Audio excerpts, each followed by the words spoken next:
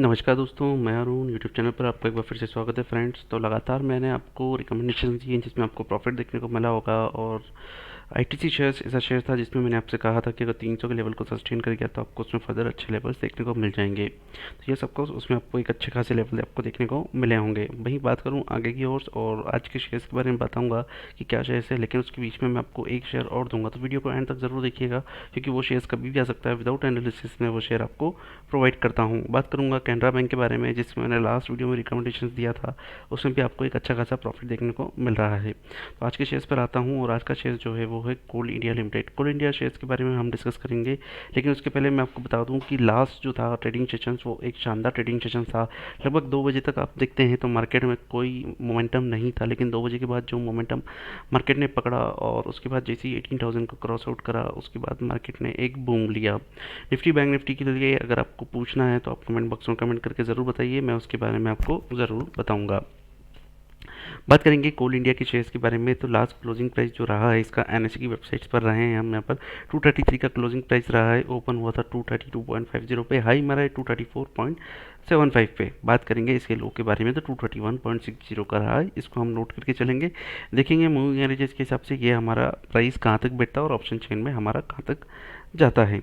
बात करेंगे इसके सिक्योरिटी वाइज डिलीवरी पोजीशंस के बारे में, तो टोटल क्वांटिटी जो इस स्टॉक्स में ट्रेड हुआ है फ्रेंड्स, यहाँ पर अगर आपसे बात करूं यहाँ पर तो 47,71,074 का यहाँ पर आपको टोटल क्वांटिटी ट्रेडेड हुआ है। अब बात करेंगे इसके डिलीवरेबल क्वांटिटीज़ की, तो यहाँ पर डिलीवरेबल क्वांटिटीज़ हुआ है 26,17,359 का, मतलब ऑलमोस्ट 50% से अबव। अगर 50% के अबव है तो मतलब इस स्टॉक्स में आपको एक मोमेंटम देखने को मिल सकता है। तो जितना ज़्यादा आपका परसेंटेज ऑफ डिलीवरी होगा उतने ज़्यादा चांसेस होंगे कि स्टॉक प्राइस जो है आपको अपसाइड मोमेंटम दिखा सकता है।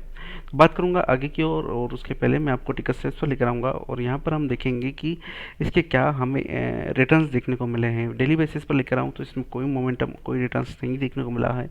वीकली बेसिस पर बात करूँ तो 1% के आसपास आपको इसमें रिटर्न देखने को मिला है। और वहीं बात करूँ मंथली बेसिस पर तो मंथली बेसिस पर इस स्टॉक्स ने हमें 10% का रिटर्न दिया है। बात करेंगे इसके हाई के बारे में, 234 का इस दौरान इसने हाई रहा है। और डेली बेसिस पर अगर आपसे बात करूँ तो यहाँ पर भी 234.75 का आपका हाई रहा है। मतलब अपने हाई को सस्टेन नहीं कर पाया, अगर कर पाता तो आपको शायद यहाँ पर भी आपको एक अच्छा खासा मोमेंटम आपको देखने को मिलेगा। तो एक बात तो क्लियर हो गई कि आपका हाई जो रहा ये रहा है। और 1 मंथ का अगर लो के बारे में बात करूँ तो 213 रुपये का आपका 1 मंथ का लो रहा है। प्राइस एक स्टॉक एक अच्छा खासा आपको मोमेंटम दे रहा है फ्रेंड्स। तो आप इसमें अपनी पोजीशन को क्रिएट कर सकते हैं, लेकिन क्या लेवल होंगे, किस लेवल पर एंट्री करनी चाहिए, वो हम जब ऑप्शन चेन बनाएंगे तब हम डिस्कस करेंगे। मार्केट कैपिटलाइजेशन के बारे में बात करूँ तो लार्ज कैप मार्केट कैप है एक 1,42,821 करोड़ का आपको मार्केट कैप देखने को मिलता है। वहीं रिस्क के बारे में बात करूं तो स्टॉक्स में आपको अच्छी खासी वॉलेटिलिटी भी देखने को मिलती है, 1.91x as volatile as Nifty, मतलब निफ्टी के कंपेरिजन में ऑलमोस्ट 2 टाइम्स जो है यहाँ पर आपको वॉलेटिलिटी देखने को मिलती है। अब बात करेंगे फोरकास्ट के बारे में, तो टिकट स्टेज पर यहाँ पर अगर आपसे बात करूँ तो कितना एनालिस्ट हमें स्टॉक्स में बाय रेटिंग रिकमेंडेशन दे रहे हैं, तो 21 एनालिस्ट है। और 21 एनालिस्ट में से अगर मैं आपसे बात करूँ तो कितना एनालिस्ट इस स्टॉक्स को बाय रेटिंग्स रिकमेंडेशन दे रहे हैं, तो वो है 13 एनालिस्ट इस स्टॉक्स को बाय रेटिंग्स रिकमेंडेशन दे रहे हैं। बात करेंगे इसके आगे की ओर फाइनेंशियल्स के बारे में बात करूँ आपसे और बाकी न्यूज़ के बारे में बात करूँ तो ऐसा कोई खास न्यूज़ मेरे को स्टॉक्स में देखने को नहीं मिल रहा है। अगर बात करें इसमें पर फिर भी इवेंट्स के बारे में देख लेते हैं। अगर कोई अपकमिंग डिविडेंड होगा तो वहाँ पर भी हमें देखने को मिल जाएगा।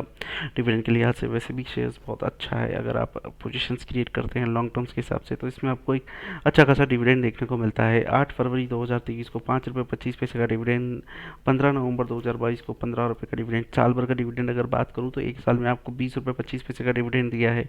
ऑलमोस्ट अगर आपसे बात करूँ यहाँ पर तो एफडी से तो डबल आपको यहाँ पर डिविडेंड मिल गया विदाउट एनी रिस्क, प्लस आपका जो मोमेंटम स्टॉक में रहा है वो आपको देखने को मिला है। तो प्रॉफिटेबिलिटी के हिसाब से भी स्टॉक्स एक अच्छा खासा आपको ट्रेंड एनालिसिस दिखा रहा है। अब आपको वापस एनएसई की वेबसाइट पर लेकर आऊँगा और यहाँ पर हम डिस्कस करेंगे ऑप्शन चेन के बारे में। लेकिन ऑप्शन चेन पर आने से डिस्क्लोजर ज़रूर देना चाहूँगा, डिसीजन आपका है तो प्रॉफिट भी आपका है, और अगर प्रॉफिट आपका है तो लॉस भी आप ही उसको बियर करेंगे।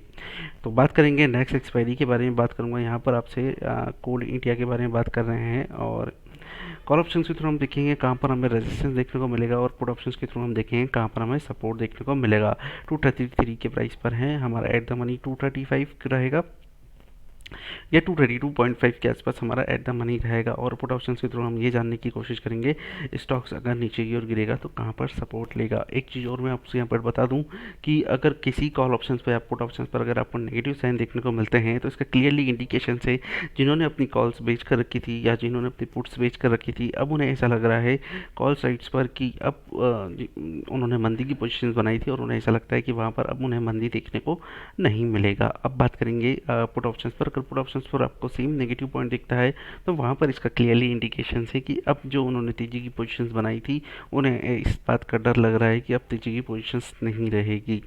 बात करेंगे 232 के प्राइस पर आपसे बात करूँगा यहाँ पर।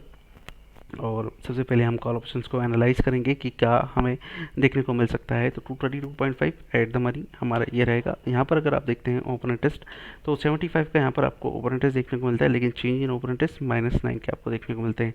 ये हमारे लिए एक प्लस पॉइंट है। लेकिन रेजिस्टेंस के बारे में बात करूँ 234.75 जो कि मंथली का हाई है। और यहाँ पर आप देखें मई की जो एक्सपायरी है 235 पर 349 का ओपन इंटरेस्ट बना हुआ है। चेंज इन ओपन इंटरेस्ट अगर आपके बारे में यहाँ से आपसे डिस्कस करूँ तो यहाँ पर आपको 80 का चेंज इन ओपन इंटरेस्ट यहाँ पर आपको देखने को मिलता है, मतलब 80 के नए कॉन्ट्रैक्ट्स आपको देखने को मिलते हैं। तो 225 का टारगेट तो इजीली ये क्रॉस आउट कर जाएगा, क्योंकि अगर क्लोजिंग के हिसाब से भी आपसे बात करूँ तो 235 ऐसा है जहाँ पर आपको इजीली मेरे को दिख रहा है कि मोमेंटम आपको क्रॉस कर जाएगा। बाकी मार्केट के ऊपर डिपेंड करता है, अगर मार्केट थोड़ा करेक्शंस लेता है तो आपको नीचे की ओर आप इसमें जा सकते हैं, लेकिन स्टॉप लॉस क्या होगा वो हम यहाँ पर देखेंगे।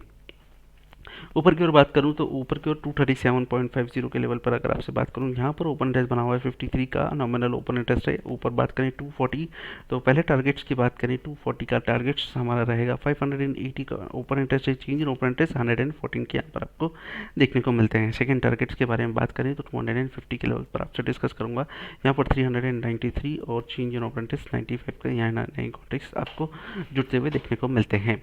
बात करेंगे अब पुट ऑप्शंस पर। और पुट ऑप्शंस पर अगर मैं आपसे बात करूं यहाँ पर तो अगर स्टॉक्स नीचे की ओर गिरेगा तो कहाँ पर सपोर्ट लेगा, तो सबसे पहला सपोर्ट आपको जो देखने को मिलेगा 230 के लेवल पर। यहाँ पर आप देखते हैं 342 का ओपन इंटरेस्ट बना हुआ है। चेंज इन ओपन इंटरेस्ट 28 का यहाँ पर आपको देखने को मिलता है 230 के प्राइस पर। अब बात करूँगा आपसे यहाँ पर फ्रेंड्स नीचे की ओर जो कि है 225 का ऐसा लेवल है जहाँ पर आप देखते हैं तो हाईएस्ट ओपन इंटरेस्ट है। 354 का ओपन इंटरेस्ट है। चेंज इन ओपन इंटरेस्ट 70 के नए कॉन्ट्रैक्ट्स जुड़े हैं। क्लियर इंडिकेशन से 225-230 के ऊपर रहेगा। अगर 230 को क्रॉस नीचे की ओर तोड़ता है तो 225 तक के लेवल जो है इस स्टॉक्स में आपको देखने को मिल सकते हैं। बात करेंगे ऊपर की ओर। अगर बात करूँ 230 का वो लेवल है जहाँ पर आपको इंस्टेंट सपोर्ट आपको देखने को मिल रहा है। तो इस लेवल पर अगर आप चाहें तो बाय करके चल सकते हैं। पहला टारगेट आपको जो देखने को मिलेगा 235 का टारगेट आपको देखने को मिल सकता है। दूसरा टारगेट 440 तक के टारगेट्स आपको इस मंथ में आपको दिखा सकता है। लेकिन अगर 240 को क्रॉस करके सस्टेन कर जाता है तो आपको 250 के लेवल इजीली आपको दिखा देगा विद इन अ मंथ। बात करेंगे पुट ऑप्शंस पर। अब बात करूंगा ऊपर के लेवल पर। यहाँ पर बात करें 235 का। अगर 235 के लेवल को सस्टेन कर गया तो यहाँ पर आप देखिए एक सपोर्ट आपके पास है। 102 का ओपन इंटरेस्ट बना हुआ है। नए कॉन्ट्रैक्ट्स कितने जुड़े हैं 66 के, मतलब ये वो लोग हैं जिनको ऐसा लग रहा है कि अब प्राइस जो है 235 के अबव ही रहेगा। और हमें अगर बात करें तो एक रेजिस्टेंस 1 मंथ का रेजिस्टेंस अगर आपसे बात करूँ 234.75 का ही आपको यहाँ पर देखने को मिलता है।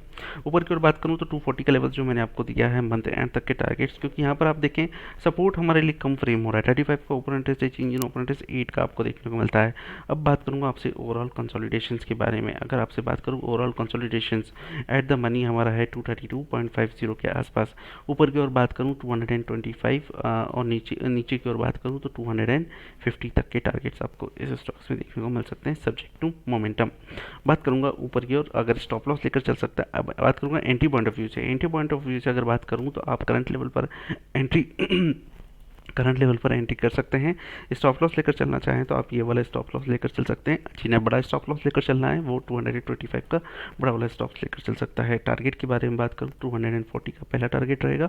250 का हमारा दूसरा टारगेट रहेगा। तो फ्रेंड्स अगर वीडियो अच्छा लगे तो लाइक और सब्सक्राइब जरूर करिएगा। फर्दर अगर आपसे बात करूँ जिस स्टॉक्स के बारे में मैंने वीडियो स्टार्टिंग से कहा था तो वो है बजाज ऑटो। बजाज ऑटो को बाई करके चल सकते हैं।